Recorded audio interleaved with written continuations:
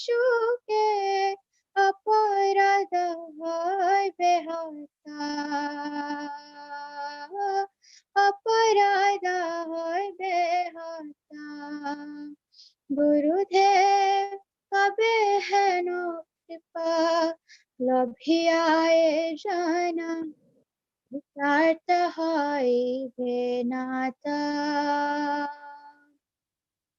শক্তি বুদ্ধিহীনা আমি অতি দীনা, শক্তি বুদ্ধিহীনা আমি অতি দীনা, করো মোরে আত্মসাতা, করো আত্মসাতা। গুরু অজ্ঞাত বিচারে কিছু নাহি পায়, তোমার করুণ সারা। করুণা না হইলে কান্দিয়া কান্দিয়া, করুণা না হইলে কান্দিয়া কান্দিয়া, প্রাণ রাখিব হারা, প্রাণ রাখিব হারা। গুরুদেব কৃপা বিন্দু দিয়া করো এ দাসী, তৃণাপেক্ষাতিহীনা। গুরুদেব কৃপা বিন্দু দিয়া করো এ দাসী, তৃণাপেক্ষাতিহীনা। জয়া গুরুদেবা, জয়া গুরুদেবা, গুরুদেবা জয় গুরুদেবা। নিতাই গৌরা হরি বল, হরি বল, হরি বল, নিতাই গৌরা হরি বল। হরে Krishna. Hare Krishna. So we are very, very, very fortunate again to have with us His Grace Iksvaku Prabhu again with us. And as we pass the 12th day, when Guru Maharaj is just recovering from his COVID, so what a wonderful person to hear from, Iksvaku Prabhu. And today he'll be actually talking about traveling with Guru Maharaj, which has been stopped for some time now. Now only Zoom travel happens. So Prabhu will be taking us through the wonderful times when Guru Maharaj used to travel before this corona, and how Prabhu traveled along with Guru Maharaj. So for those of you who do not know Prabhu, I think that's my privilege to introduce Prabhu. He's a very senior godbrother of ours, currently associated with Guru Maharaj's very own congregational development ministry. Prabhu weekly goes about sharing his Gita wisdom, and also anytime he comes up, he pumps us up, peps us up, and we're very fired up for congregational programs. So let us hear from Prabhu. Prabhu, my request would be if you can please keep some time towards the end for questions. Start on just. That will be nice. I think devotees forget to put them on mute. So all right, all over to you, Prabhu. Wow, so many devotees. This is impressive. Okay. Hare Krishna, Namo Vishnu Padaya, Krishna Prasthaya Putale Srimate Jayapataka Swami Tinamine, Namacharya Padaya Nitai Kripa Pradayane, Gouda Katalamodaya Nagaragaratarine, Panchakalpatarubhyascha Kripa Sindhuvivacha, Patitanam Pavanavyo Vaishnavavyo Namo Namaha. Namo Vishnu Padaya, Krishna Prasthaya Bhutale Srimate Bhaktivedanta Swami Niti Namine, Namaste Saraswati Deve Gaudavani Pacharine Nirvisesha Sunyavari Paschatyati Shatarine. Thank you everyone for being here. It's a pleasant surprise. I didn't expect that. Many devotees at this time.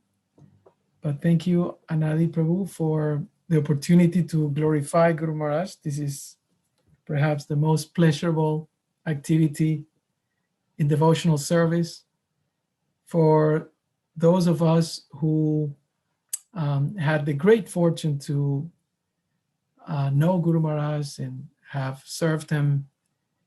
But I want to say something before I start.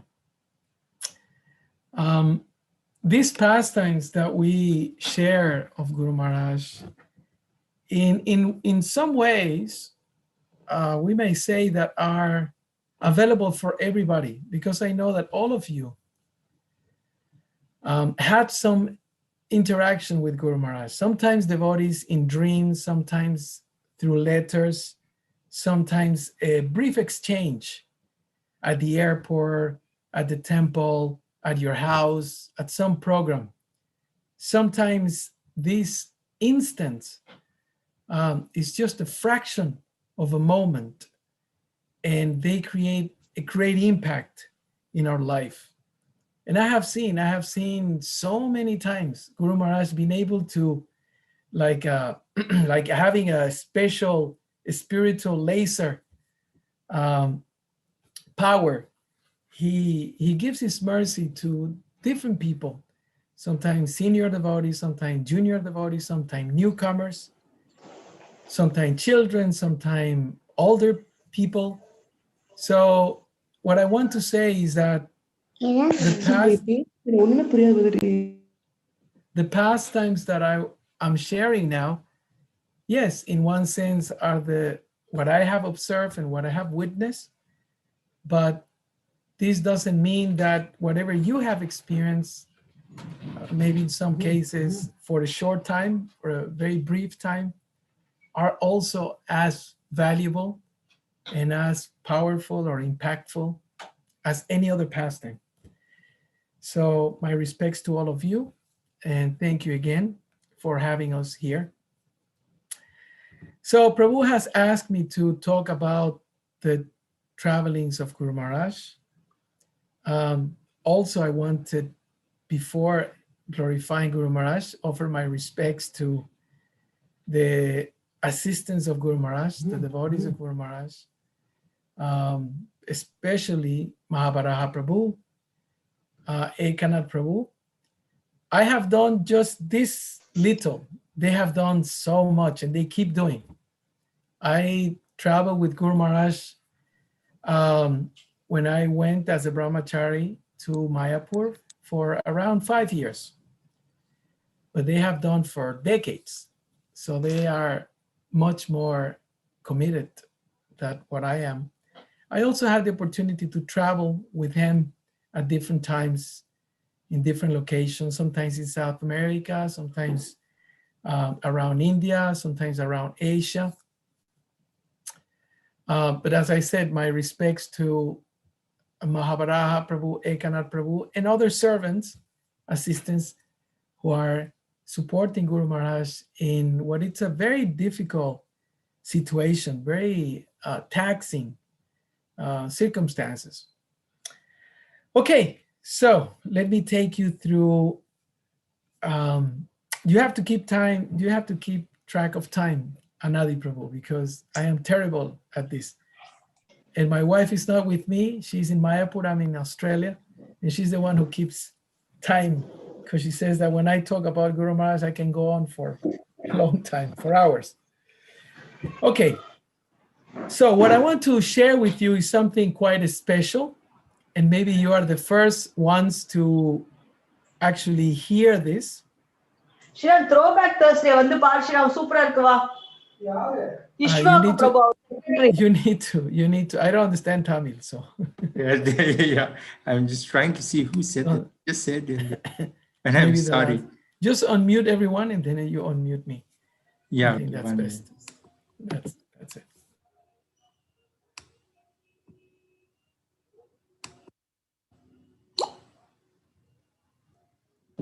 All right.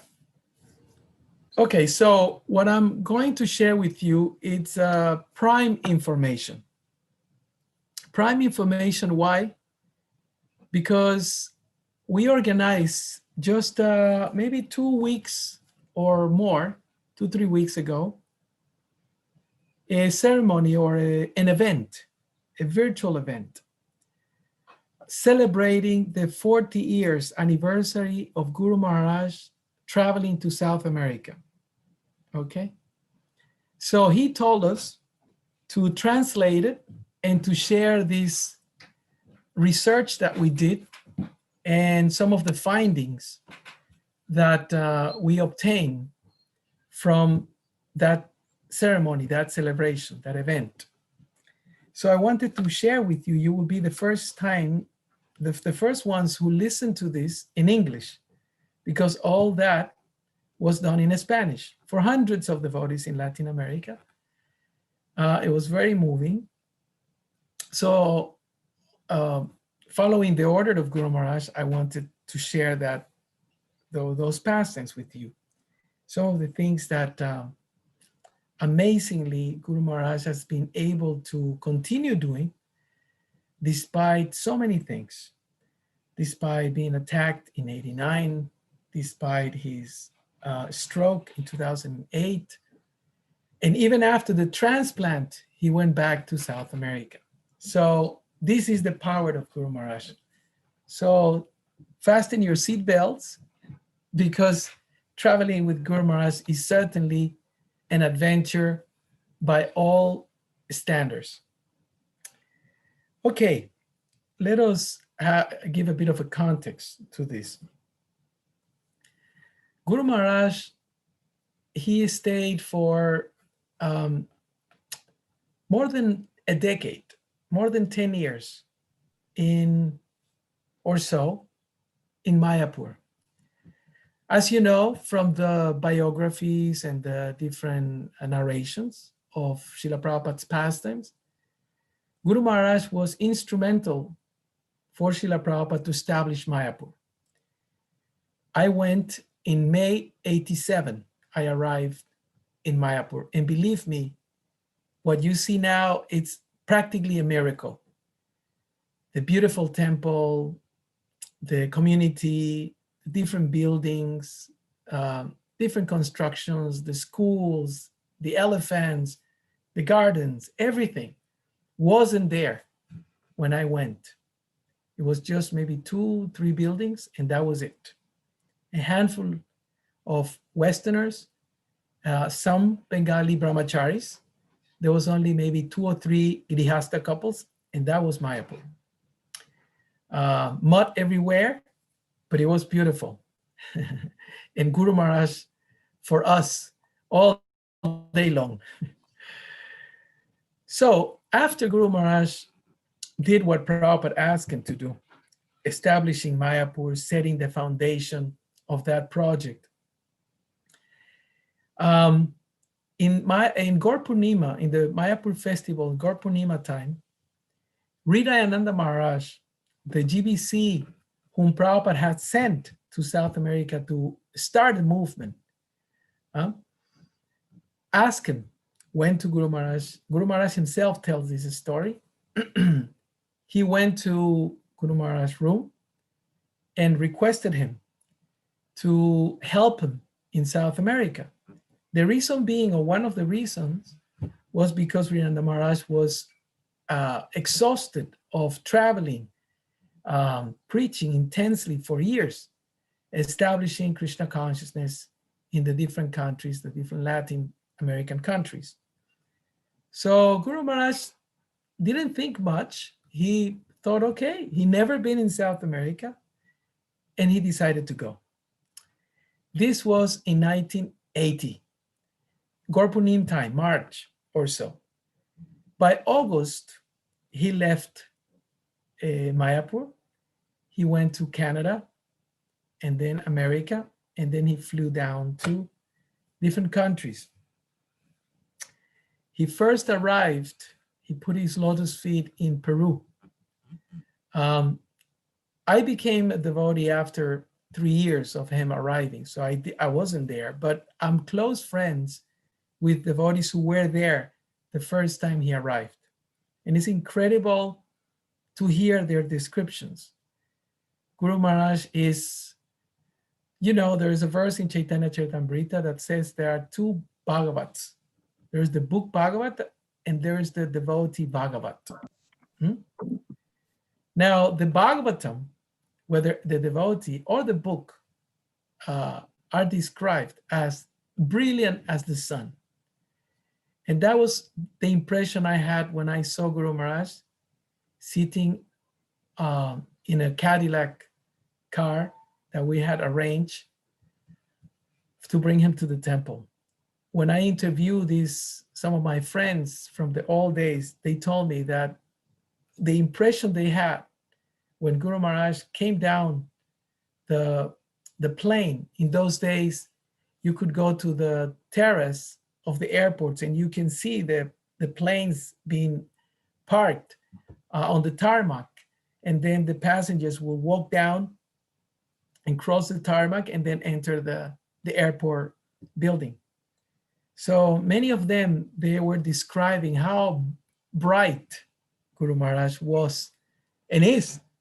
But their description is, we never saw anyone so brilliant like him, you know. So Guru Maharaj goes to Peru. He initiates a number of devotees, around 18 or something. From one day to the next, they were waiting to be initiated by Hridayananda Maharaj, some of them.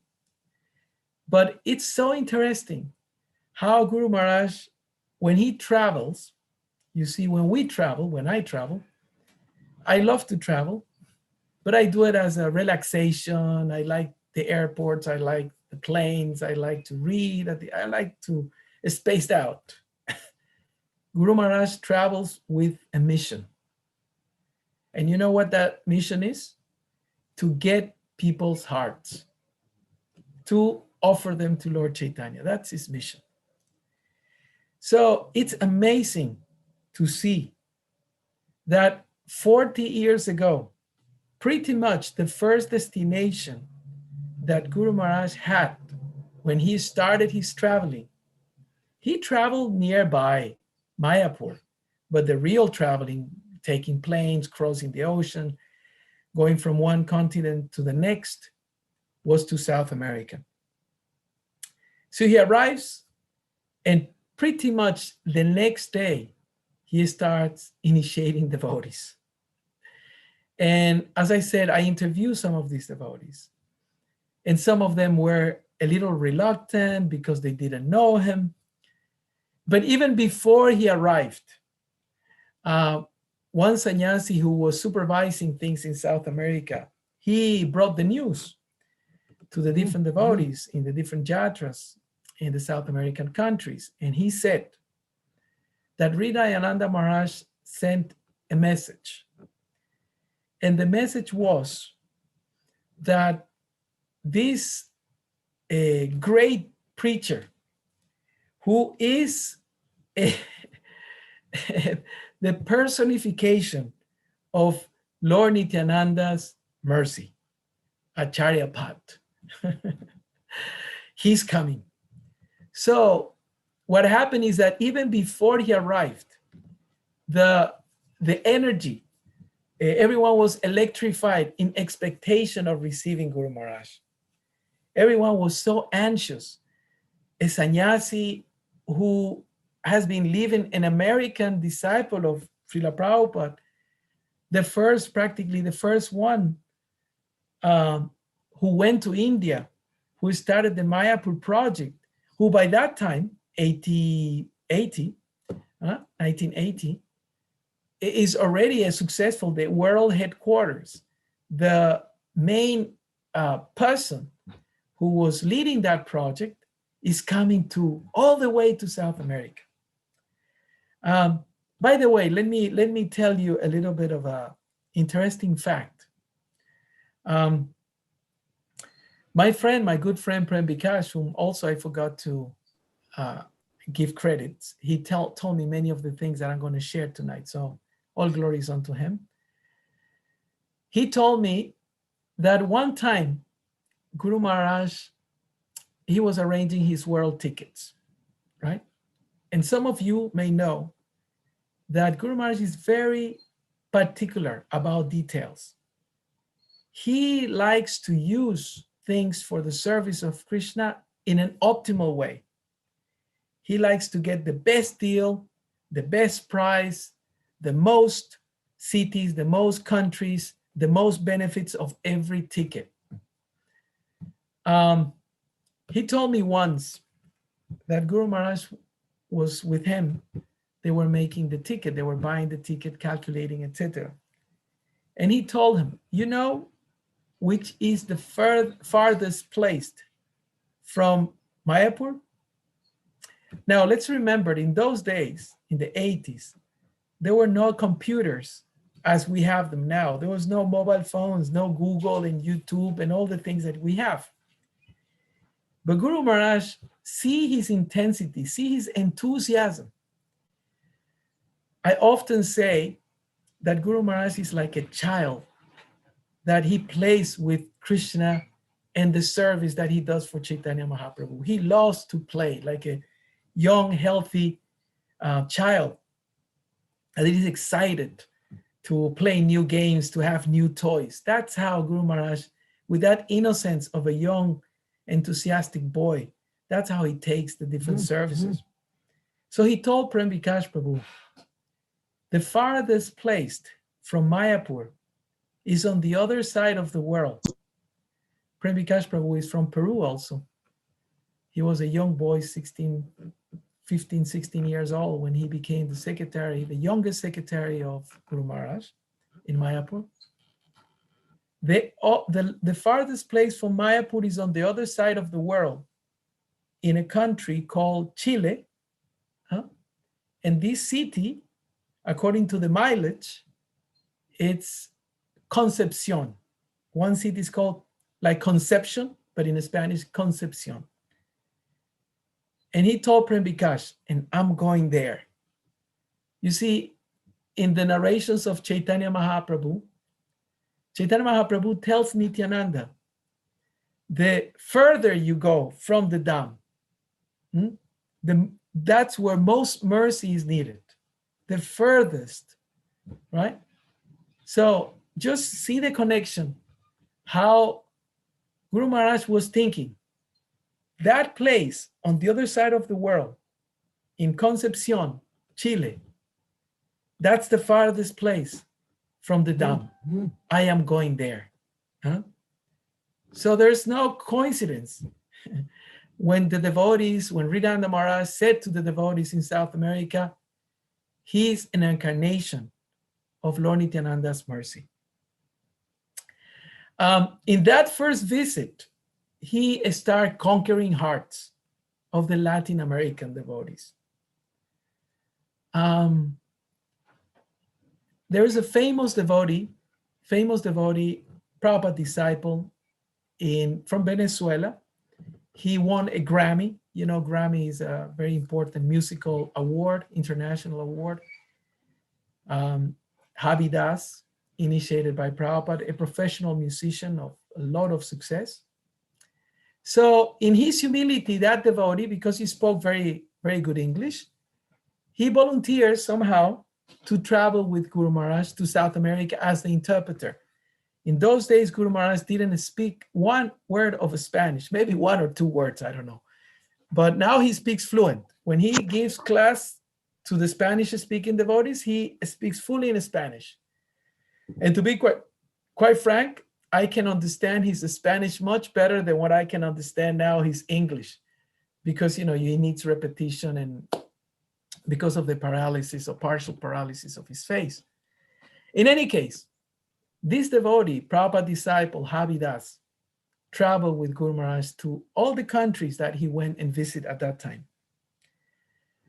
And he tells us a story, amazing story. He recorded a video. And he tells the story of how he was translating for Guru Maharaj.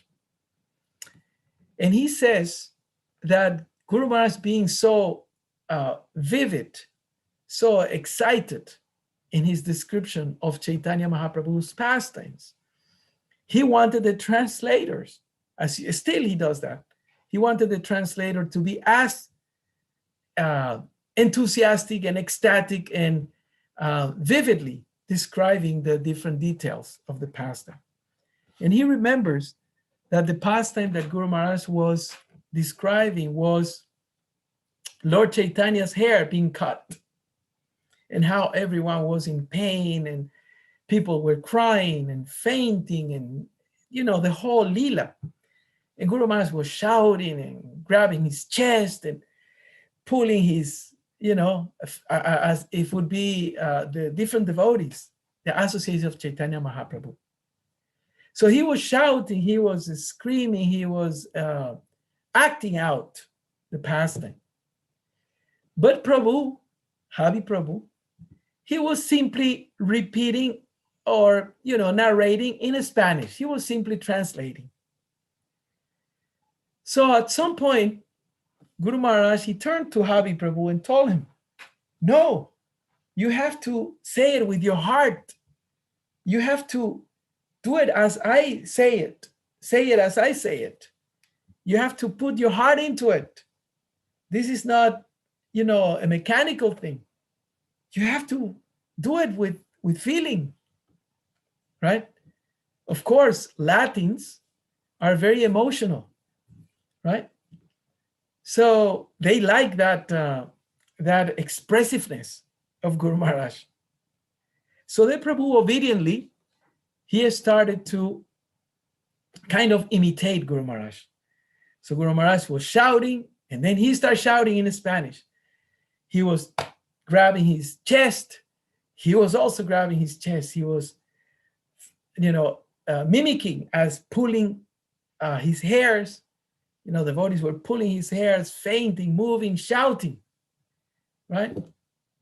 And devotees, he says that all of a sudden, there was some like electricity. The whole place became electrified. And Prabhu said that at some point he was just immersed and he was thinking, what's going on here? He started feeling, this is his narration. He said he started feeling something that he never felt before. By then, he has been in the movement a few years. He was one of the pioneers. He was a senior devotee in South America. But he says something started overtaking me. He said, I felt some fire in my throat, within myself.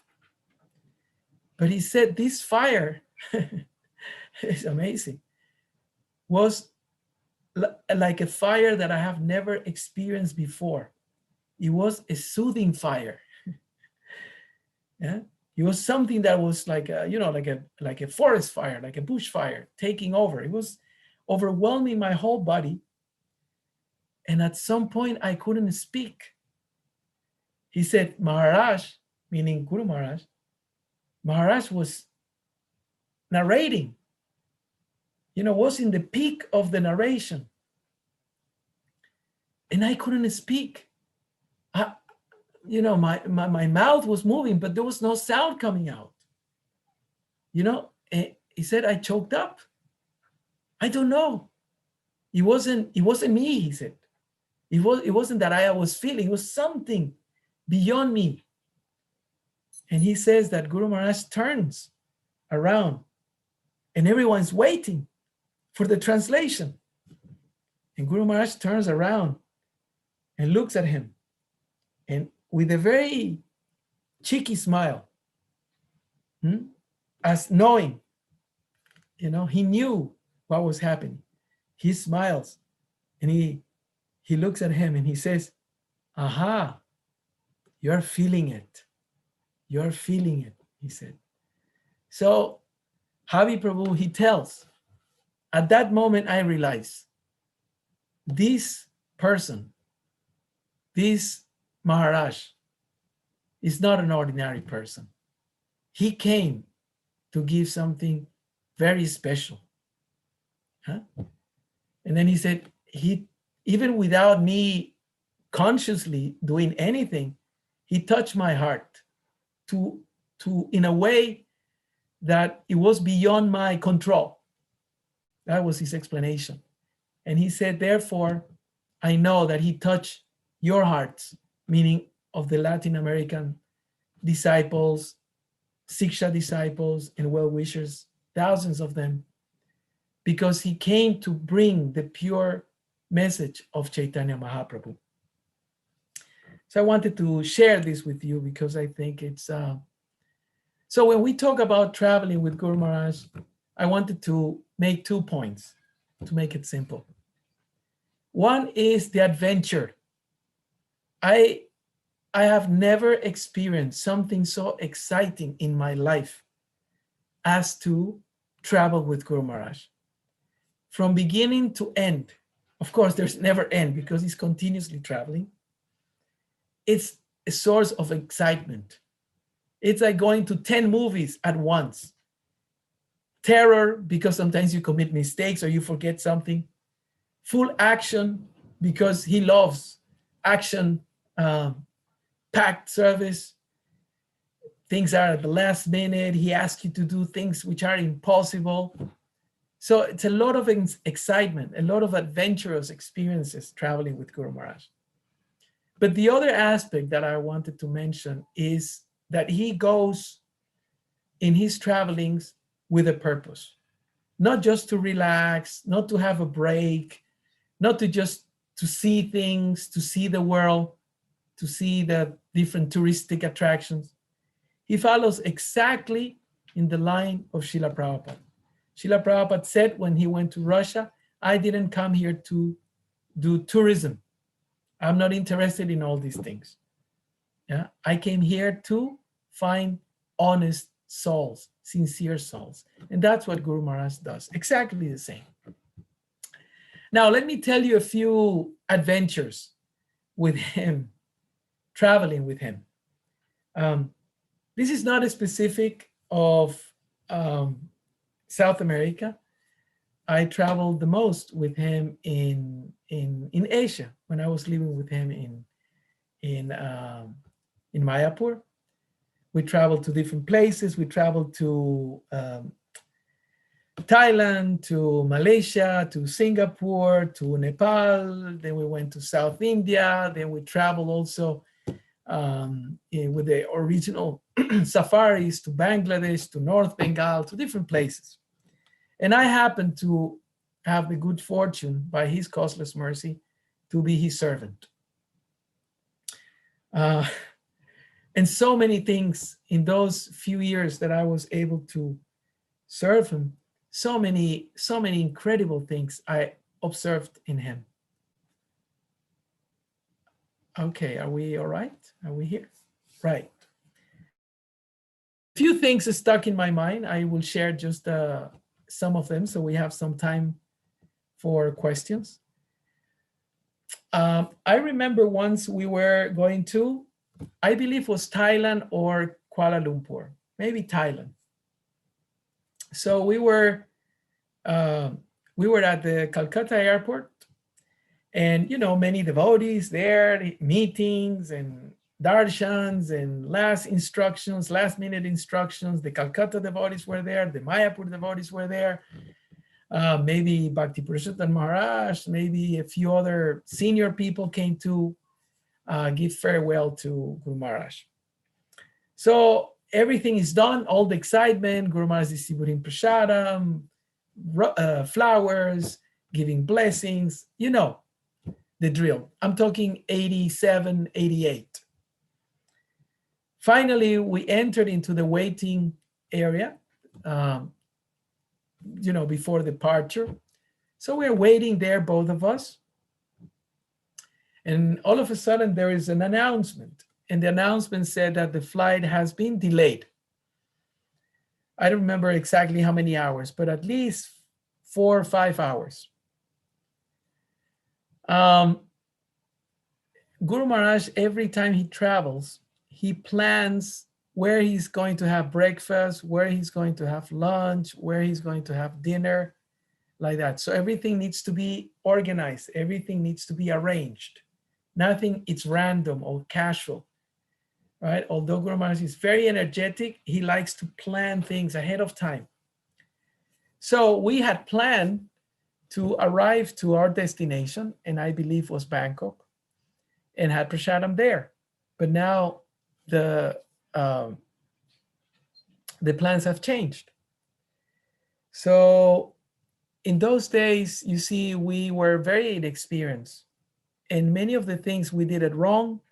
We didn't know how to do them, and most of the times he had to do them himself. So he went into the office and he spoke to the people, and very clever. He said, I need to make an important call overseas. Remember, this is the 80s, late 80s. So no facilities like today. So he make a call to Bangkok and inform the devotees that we are going to be delayed. Anyway, I was just a few months into the service at that time. And so I didn't know much. I was just humbly sitting next to him, just waiting for instructions. And I could sense that he knew that I was very insecure, different country, new in the place, inexperienced, etc. So he really took over. So he says, what do we have for prasadam? And I said, Guru Maharaj, we have only some moas and some maha sweets or something like that. We had just had a little bag because the flight is not too far to Bangkok. So he says, okay, this is what we're going to do. I'm going to sneak out the airport. Listen attentively. I'm going to sneak out the airport, and then I'm going to secure some prasadam for us. He asked me, are you hungry? And I went like, no, not really, Guru Maharaj. I was so nervous. Not really, Guru Maharaj, but I don't mind, whatever you say, whatever you do, it's okay. Okay, of course, this is a long time back, 30-something years ago. So the security level wasn't as strict. And however, Guru Maharaj, Jayapataka Maharaj, was a household name, especially in Calcutta airport. Looked like a bus station anyway. Everybody knew him. And every time he went there, he gave prasadam to everybody. Everybody knew him, from cleaners to guards to the people serving at the counters. Everyone knew Jayapataka Maharaj. So I observed him. He went to the glass doors that generally take you to the tarmac. Nowadays, generally a bus comes, but in those days, you just walk. So he spoke. I was just sitting there. He told me, wait here, so I waited there. He spoke to the guard. He comes out of the glass doors. He walks further, and I lost him. No, so he just kept walking, and then I couldn't see him anymore. Anyway, nearly an hour goes by, and he comes back. He comes back with a big bag of muri, some peanuts, and a couple other things. Like in Mayapur, when they do the salty muri, yeah, you toast it, roast it, and then you put a few things here, peanuts and a few things, right? So he came with and some bananas, right? So I see him coming with all these bags, right? I'm chanting, reading. I don't know what I was doing, minding his silver metallic suitcase, briefcase that he used to travel with. So then I see him coming. Again, he talks to the guards, right? And he enters as nothing has happened. Now, Guru Maharaj is very noticeable. He's the only, white, American, tall, blonde, blue eyes, fair skin. It's not that he goes without notice. And but he enters like nothing. He enters, walks towards where I was sitting. I stood up, and he puts all the bags on my lap, and he says, "Okay, fix them, mix them. We're gonna have prasadam now." Okay, Guru Maharaj. So I don't know what I did. I maybe tear some paper bags or something. I tried to arrange something so we could eat, go and get some plastic plates or something. In any case, then I asked him, eventually my curiosity was, how could he do it? You're in an airport, you cannot just walk out. So he said, you see, everybody knows me here. Everybody wants to do, I'm a sannyasi. So here in India, everybody wants to have the opportunity to do something for a sannyasi. And because they know us from Mayapur, I give prashant to everybody. I just went and I said, would you allow me to just go around? I'm just going to buy some muri outside. They don't allow me to go in the front door, so please. So he went and he spoke to several guards that finally he got out of the airport and went to the market. He took a taxi. He told me the whole thing. Took a taxi, went to the closest market, and then he bought, he said, at a good price, right? And then I said, Guru Maharaj, wow, you're so expert. He said, I've been living here for 10 years. And Prabhupada sent me all over. I know Calcutta as the back of my hand. So anyway, that was an amazing thing that I was so impressed. I mean, so impressed by Guru Maharaj's expertise. Anyway, that was one incident that we had. Also, whenever we were traveling in Asia, in Bangkok, Singapore, Malaysia, sometimes we had to change. Especially entering Malaysia, he had to change in those days into karmic clothes. Sometimes, especially Singapore, situation with the government, it was a little complicated. So, I would just follow suit, so whatever he told me.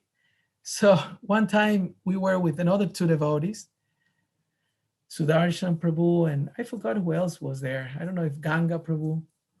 So Guru Maharaj told us, you have to dress in karmic clothes. So, I didn't have karmic clothes. So he asked me to ask for Prabhu Vishnu Maharaj, some pants, something. Anyway, we got there. But Sudarshan Prabhu and I forgot who else was there. Sudajit, I forgot now who was there. They went out and they bought some clothes. And so we met at the airport because they were late and they had to go and get some shirts or something. So we met at the airport. So when they were coming, it was such a scene. They had these funny shirts, funny pants, some funny hats. And Guru Maharaj sees them. They are coming towards him. Guru Maharaj says, who are you? It was so funny. And then he says, oh, Guru Maharaj, this is all what we could get. He says, you look like drug dealers. Don't come close to me. Stay away from me. I have nothing to do. So we were laughing, but he was serious. I said, I'm serious. Don't come close to me. You sit at the back. Don't. Guru Maharaj, I mean, he's very jolly, very joking and all that, but he's very clever. He thinks how to do things because, sometimes people may think that, they look strange, they look weird, so we're going to give them a hard time. So, but one of the things that I treasure the most, I have to share this. One of the things that I treasure the most is whenever we sat on the airplane. And of course, in those days, Guru Maharaj was traveling most of the time in economy. Now he travels in upgraded class and all that. But in those days, he was traveling in economy. And economy, of course, is small, yeah? And then, you have the opportunity as a servant to be next to Guru Maharaj. And of course, you want to shrink. Guru Maharaj is big. So he will put the armrest up and he will expand, you sit, you expand. And it was Guru Maharaj right next to me. And I always used to think, wow, these moments are, just I mean, I'm so fallen and contaminated. I didn't want him to be, but it was almost impossible because he's such a big size person. But I remember that feeling, those feelings, being next to him and treasuring those moments, that intimacy.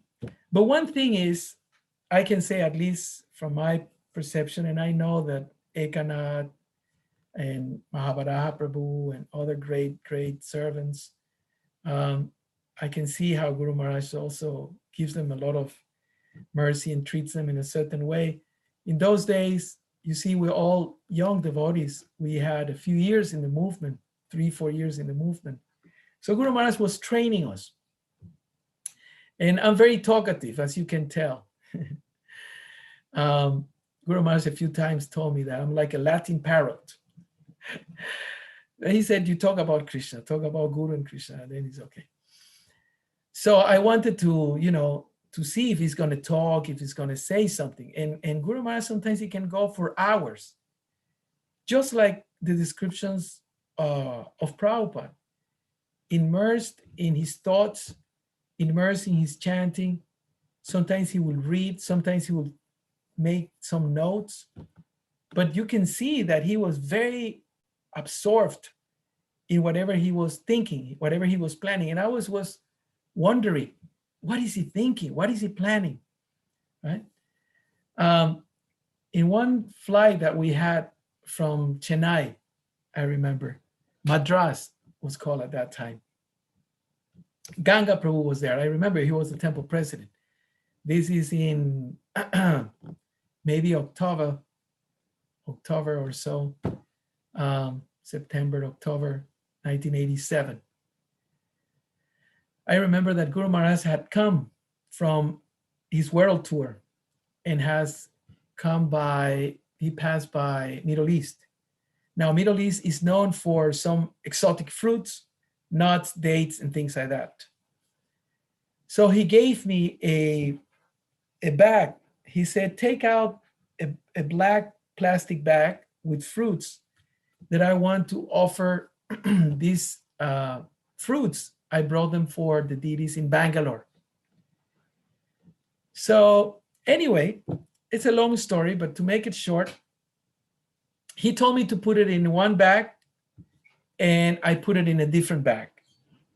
His plan was that we will stop over in Bangalore and then we were going to Trivandrum. I remember that Bhaktivinoda Swami Sarvaishwarya Prabhu at that time, he was the temple president, so we were going to his temple. So when we were boarding in Chennai, he asked me, where are the fruits? And I said, oh, the fruits are in the, I don't know, red bag or black bag or whatever it was, suitcase. And he told me, he got on my case. He gave me the sauce, the real one. You fool, I told you specifically to do this and that. And I told you the color of the bag, the color of the suitcase. I told you where to put it. I told you how to pack it. And you're such a useless fool. I almost passed out. I was so nervous. I almost collapsed. And he told me, now, right now, you go. I don't know how you're going to do it. And you get that bag of mine, get it out, take those fruits out, and you give it to me because I promised the deities to bring them something from Middle East. Prabhu, I was shivering like a leaf. You know, the typical guards, the police, the army people, Indian, tall fellows from Delhi or somewhere, mustache with their hats and big old rifles. I went and I told them all the lies that I could, that he's someone who suffers from a heart condition, that the medicine is in there, that I'm his traveling assistant, that, if he doesn't take his medicine, he can have a heart attack. I told them, I couldn't believe my ears when I was saying all that. The guys were just looking at me, surprised, like, no, you know how they are, no. I was almost in tears. I was about to kneel down, and finally they say, Okay, someone came from the airlines and said, no, some problem, some medicine. They spoke in Hindi, in Tamil, I don't know. And then finally they allowed me to take the bag out. But he has given me one of my worst chastisement ever. I'll never forget that one. A couple times he did that, a few times for my stupidity. So anyway, so finally I got the thing. I run up, they were waiting for me. Everything was delayed because of this incident. So I come up and pale, I'm dark skinned, but I was pale.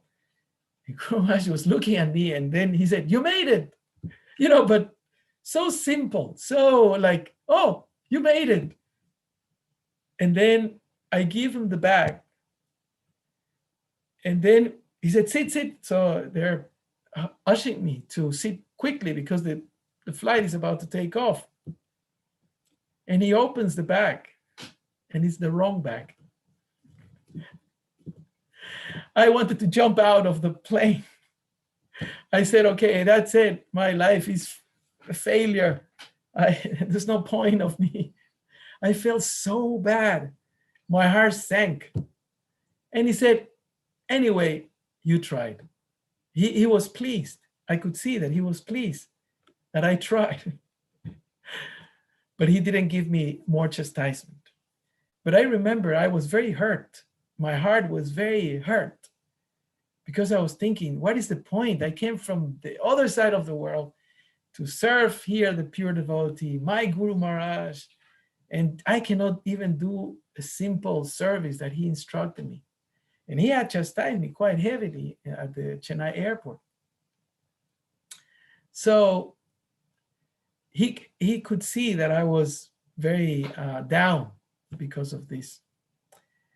So he was sitting next to the window, and I was just there trying to chant, trying to be transcendental, so many things going in my mind. I better go back to my temple. I'm useless. There's no point, blah, blah, blah.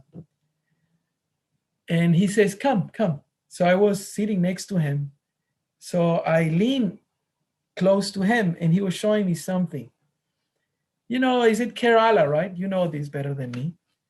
You know the story of Parasuram throwing the axe, right? He threw the axe and there is a range of, I don't know, a very fertile tract of land that it's visible, quite clearly visible from the sky when you're traveling, right? You know the story. Anyway, Guru Maharaj started telling me the Parasuram story in detail, as if it would be a Bhagavatam narration, Saptaha, with every single detail. I was so mental. There's no other word. I was so mental that I could not even grasp what he was saying. I was just hearing that he was talking, and all what I could see, all what I could feel was that he was trying to, appease me, because I was almost crying out of frustration. I was so, it was, I could have jumped from the plane, honestly. And he was just trying to say, it's okay. And he was telling me so lovingly the story, so much in detail. He says, you can see. And he was purposely telling me, come, but look. So when I was leaning, when I was, looking through the window, I could feel his body next to me, and I could feel that he was just trying to, like when like when Krishna tells Arjuna, it's okay. Don't lament. It's going to be fine.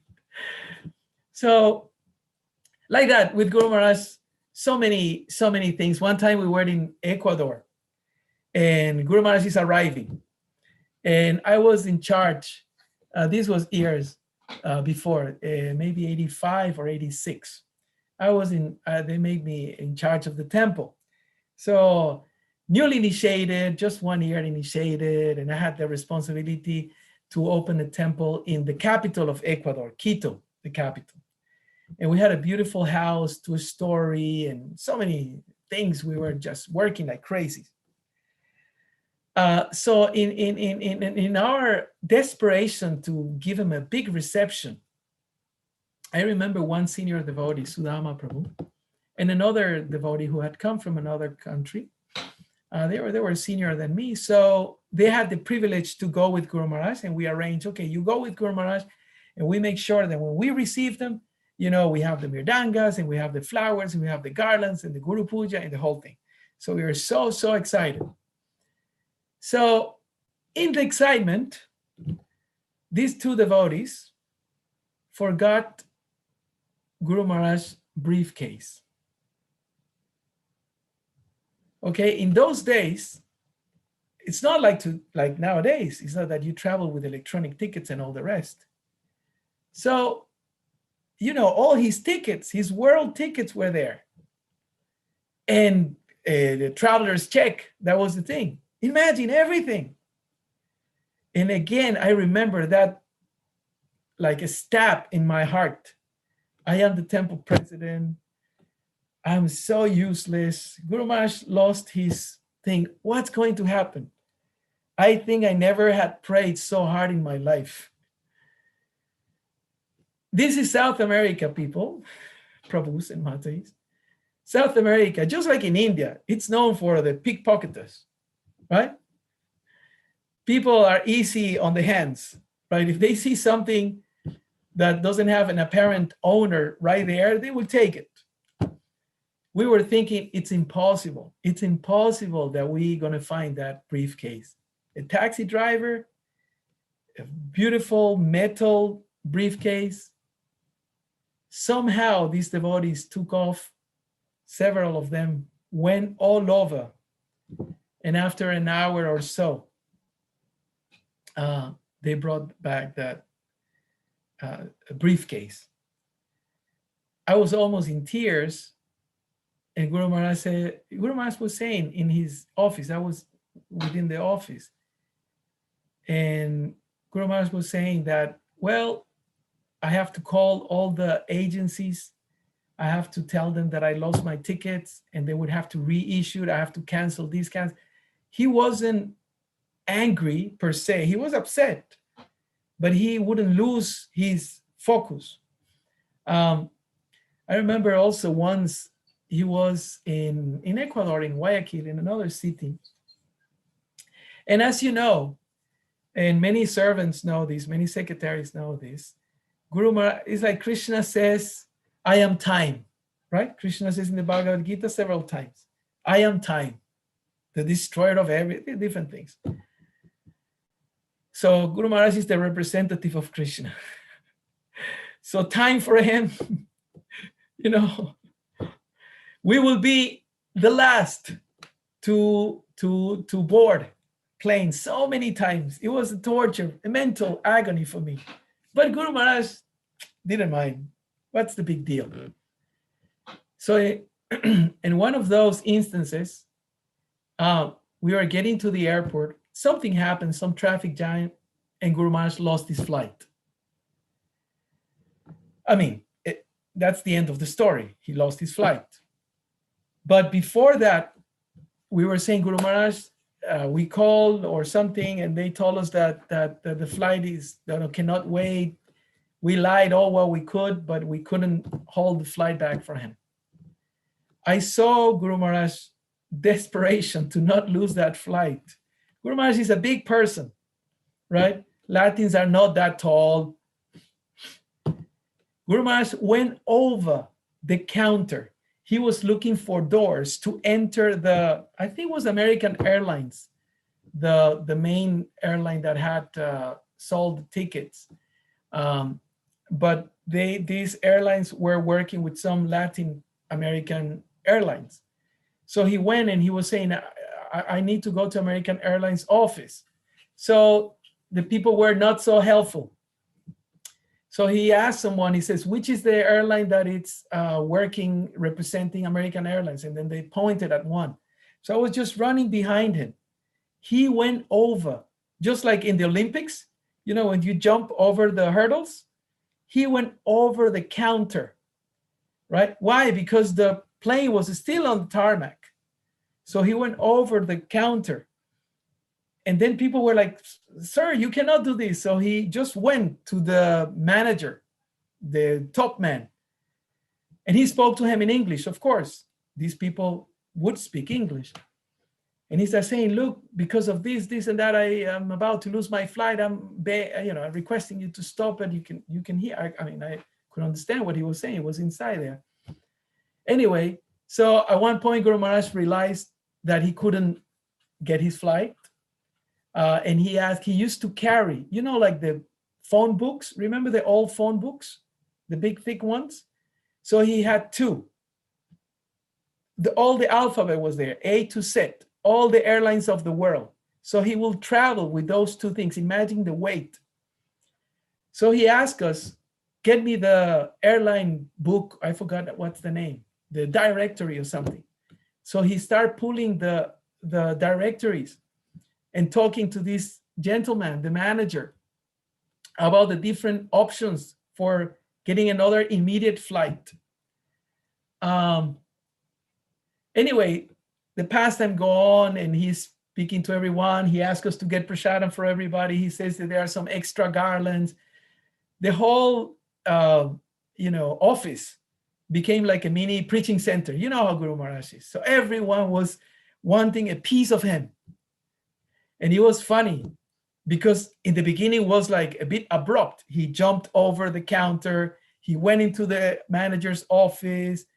But after, 20 minutes, half an hour, he rebooked everything. So the gentleman comes out happy, like, I'm friends with your guru. And I remember he shook hands with Guru Maharaj. And he said, like a joke in front of all of us. He said, sir, if you ever need a job, come and talk to me. Says, I have never seen someone so expert like you. And we all, Haribol, Haribol. And the last bit of the story is that there was one Mataji who was crying to be initiated. Somehow things didn't work out, so she couldn't be initiated the previous day. So when Guru Maharaj missed the flight, he is amazing. He can switch from one situation to another chapter, like another movie. So I remember he came out, so everything ended up nicely. Guru Maharaj was going, I don't know if that same night or the very next day, early morning. And he turned to the Mata, he says something like, you must have been praying to Krishna. I was sure that I could get that flight, but you must have been praying to Krishna very hard. Make all the arrangements. I'm going to give you initiation. Haribol, and everyone ecstatic. So even a disastrous moment, like me messing up with the bags of fruits or nuts or all the rest, and there are so many other, because I committed so many mistakes traveling with him, and he sometimes punished me, but then he will pacify me like that. And anyway, it's 1 hour, so I have to stop now, because if you have any questions or points, I like my wife always says, I generally go on without stoppage for 2 hours. So I have my timer here. So these are some of the things. Of course, I have many things. We are planning to write a bit of a biography or a recounting of these stories in South America. We are gathering different interviews, different videos, recording details. Some of his disciples from those early days have passed away. There are a number of devotees who have passed. There are some others who have left.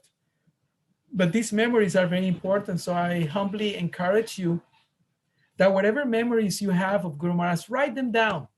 Write them down somehow, record them now. Now all these things are so practical.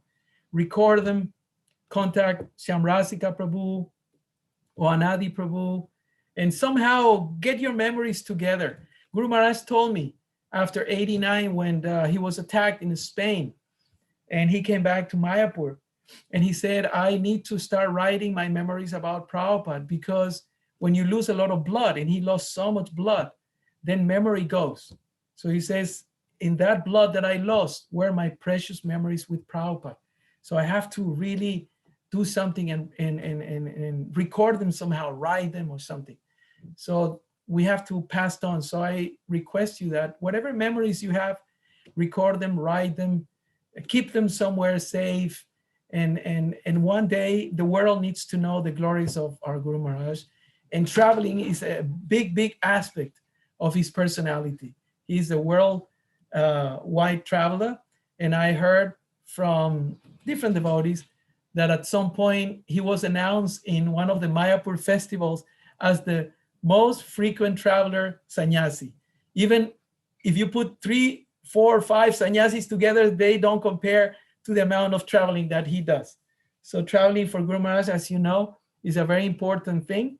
And many times he said, it's not that I like it so much. I do like it. I like to see the devotees in the temples, but Prabhupada gave me that order.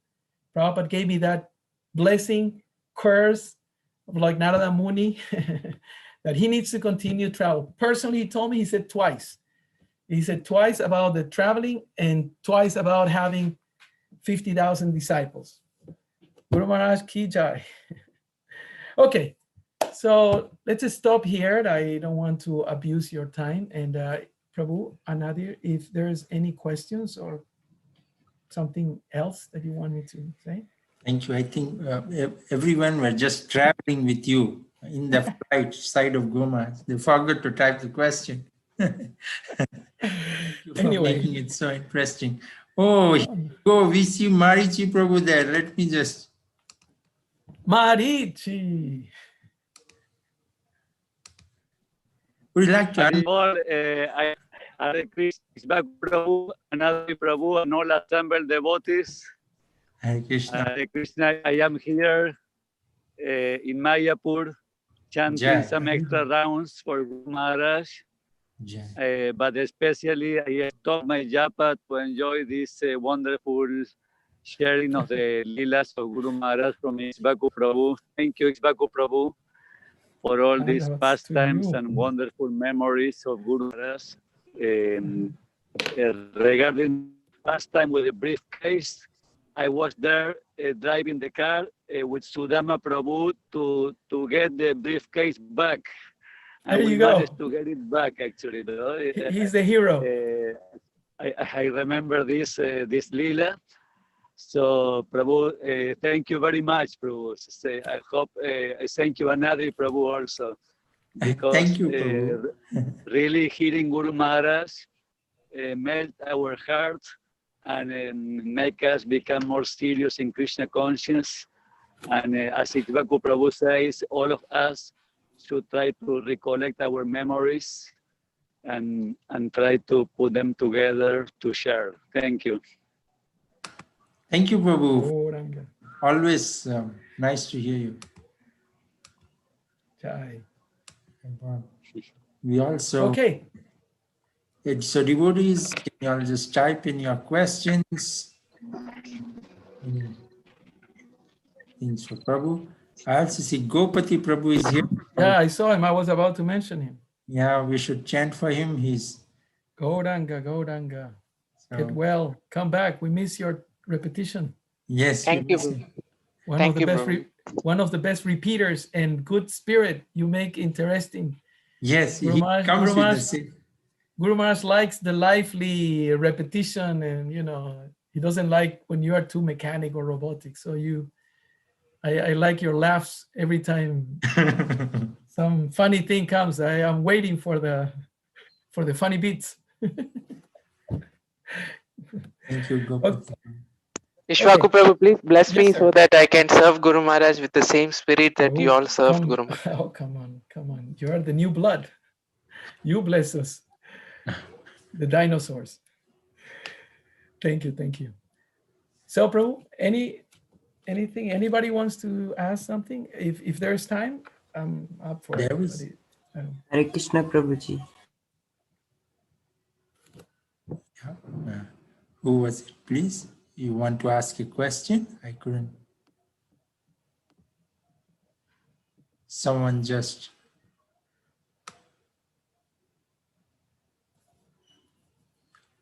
Okay. Oh, we have. Some links are there. They're just digesting it. Okay. Okay. Anyway. Can I ask a question? Sure. Yes. I wanted to know, Iksvaku Prabhu, if you can share just a short version, even for a minute or two. How was this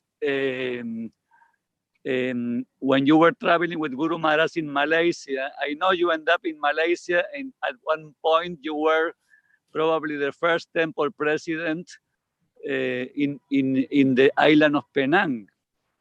How it was? It was actually Guru Maharaj appointed you, or he left you there preaching?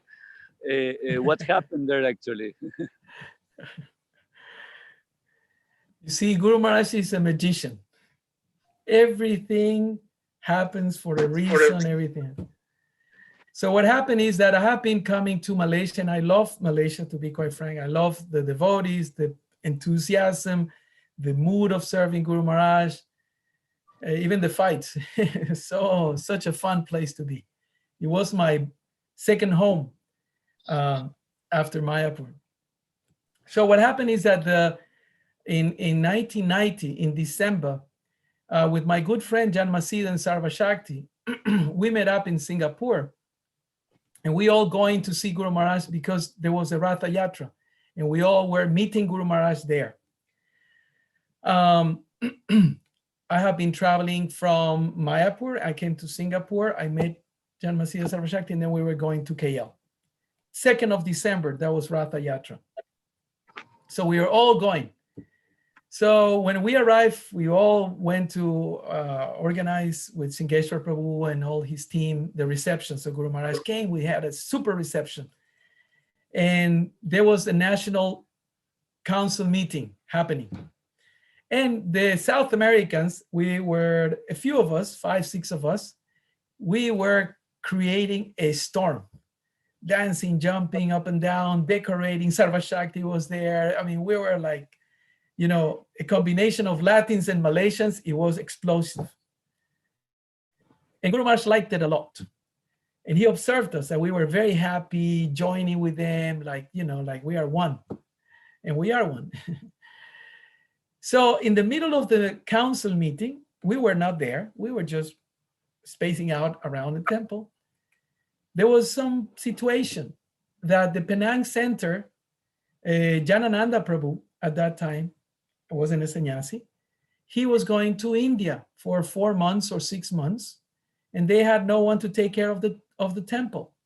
They didn't have anybody to take care of the temple. They didn't have enough devotees to look after the center. So somebody comes out, running out of the meeting, and start looking for me. He says, Guru Maharaj is calling you. So immediately I run, no? Guru Maharaj is calling me, Jai. So I run. I'm thinking some personal service because I was, you know, his servant. So I go and I bow down, I sit, and there's Bhanu Swami, Pravishnu Maharaj, Brajendanandan Maharaj, all the big leaders, etc. And I'm there thinking, okay, you know, I'm waiting for Guru Maharaj's instruction. And then he said, would you like to take charge of the Penang Center with all your crew, with all your Latin friends? And then I went, whatever you say, Guru Maharaj, if you want me, I can do it. And then he said, okay, sorted. That's it. You can go now. So I come out and I tell everybody, I said, come here. It was Krishnavahan, Uddhava. I said, come, Guru Maharaj is sending us to the island of Penang to be in charge of the temple. What are we supposed to do there? We don't even know. We don't speak the language. We don't know what's his place. No, we just do some harinam. We do some book distribution. We do some kirtan. Not involved. We just take care. There's some small center. We're just going to take care of it, and that's it. Okay, no problem. So that's the story in short. Guru Maharaj is, you know, we're ecstatic. He was very happy that we just took it like that. And we preached there for around 2 years or so, 1.5 years or so, nearly 2 years. Anyway, that's the Penang story. So that's where the Todu temple came up now? Well, eventually, okay. Yeah, Kalesh Prabhu was involved there. Kalesh took second initiation I believe at that time, I think at that time he took second initiation, Brahmin initiation. Anyway, there were a few devotees. Kalesh was the main one, Kripatita, Chaitanya Hari, and all of them. This is in the 90s, December 1990, I believe. Thank you very much. It was very nice. Very nice, Lila. Thank you. Amazing. Thank you. Okay. One thing which I have heard, and I thought if you can share that, of the deities. The Bangkok deities. Oh, the Bangkok deities. That's why my wife always says that I start talking, I can go 2 hours nonstop. The Bangkok deities is very beautiful pastime. And thank you for the opportunity, because it's one of my favorite pastimes with Guru Maharaj and with Krishna. I don't know Krishna, like the verse says. I know Guru Maharaj. But this time, Krishna really manifested themselves, because it wasn't only Krishna. It was Jagannath, Subhadra, and Baladev. I arrived with Guru Maharaj to Bangkok, and I didn't know. Guru Maharaj wouldn't tell me many things in those days, because I was just a junior servant, insignificant fool.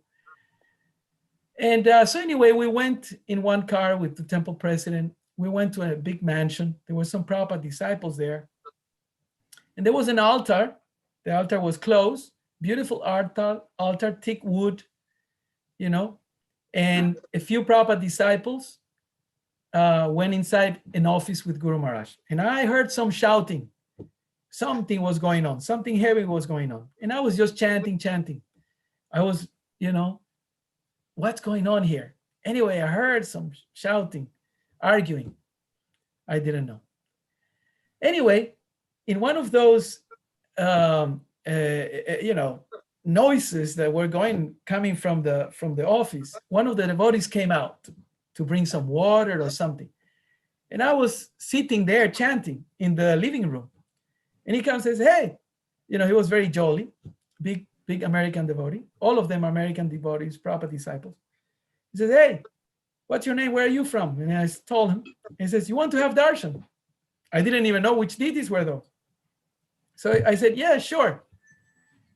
By this time, in my curiosity mentality, I could pick up that Guru Maharaj was arguing to get the deities and the books. They had a whole room full of books. So he was saying, the deities we can take care, and the books belong to Prabhupada. This is not a business. I could hear, So anyway, I could pick up that Guru Maharaj won the deities. So the Prabhu came. He was in blue jeans. He didn't purify himself, didn't ring a bell. He just opened the curtains like that. So this beautiful Jagannath, the Jagannath that presides the Ratha Yatras in Malaysia, they were there. So the Prabhu says, okay, there you go. And then he went. And then, you see, I've never been much of a devotee per se. I'm not religious or pious or devotional in that context. I'm just, a Latin that Guru Maharaj engaged, and that's how I'm here. But at that point, I felt so attracted to those deities, and I went. I remember I don't think that they were even dressed, but they looked so beautiful. And I went in front of Jagannath, and I told Jagannath, please come with us. If you come with us, I will worship you. I wasn't even a pujari. I was Brahmin, but I never did puja. I was managing and preaching. Marichi was more of a pujari than me. Anyway, that was it. Then after a while, Guru Maharaj came out and says, okay, let's go. So he just walked fast. I followed, went into the car. He was talking to the Prabhu. I didn't know what was happening. Guru Maharaj said, okay, listen, I'm going tomorrow to KL. You stay. And then I went, but Guru Maharaj, he says, just do what I said, okay? You have something to do here. This Prabhu, he will tell you what to do later. Okay. So Guru Maharaj said, so I stayed. So Guru Maharaj will drop it at the airport. The next day he leaves. I come back to the temple. After a little while, I hear someone is knocking on the door. So I come out. It's a little alleyway outside the temple. And somebody is talking to me in Thai. I didn't understand Thai at that time. And he says, oh, something coming, taxi coming. And I saw a taxi entering the alley. And then I think, oh, what's happening here? And then the taxi comes.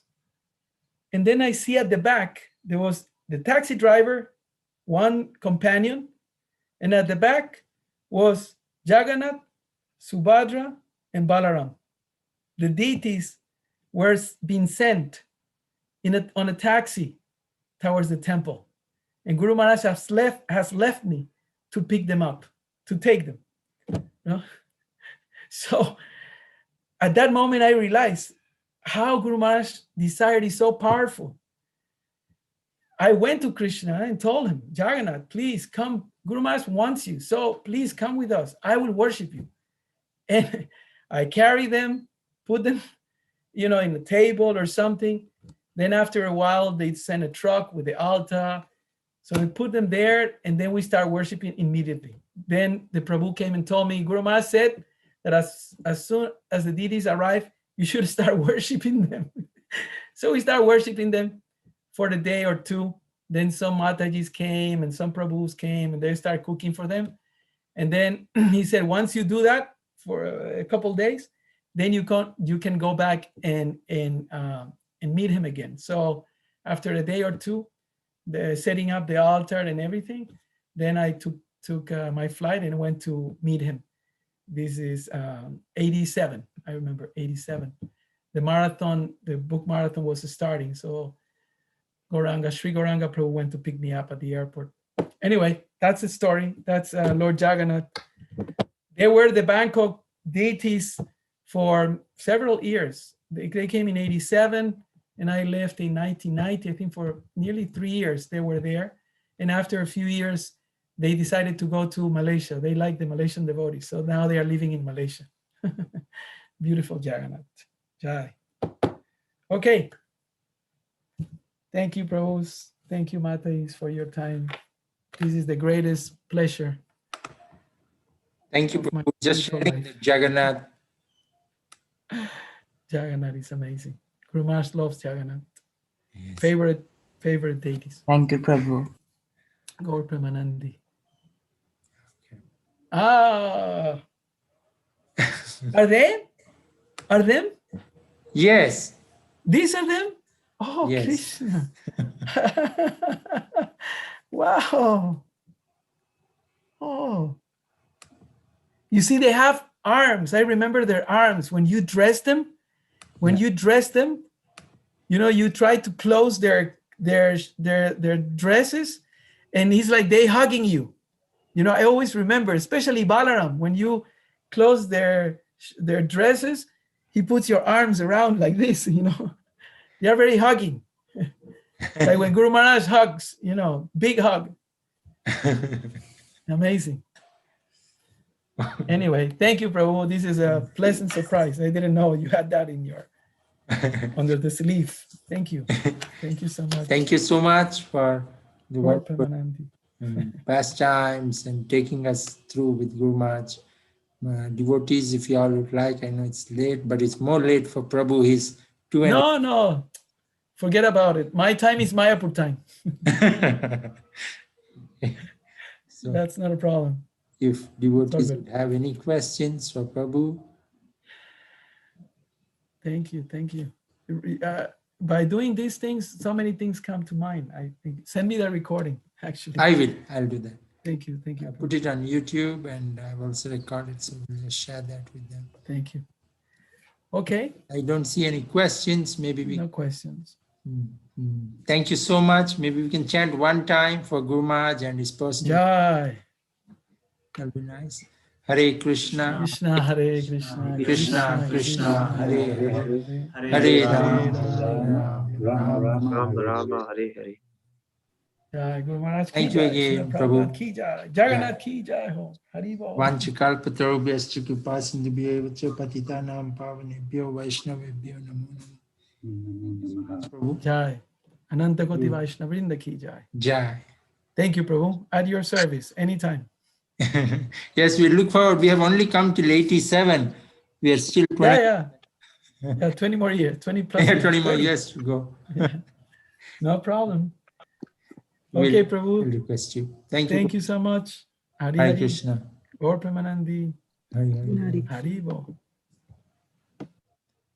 Devotees, thank you for joining. Thanks, Marichi Prabhu. Thanks, all the senior God brothers, God sisters. I said, Chudamani Mataji there. Hare Krishna, Prabhu. Hare Krishna.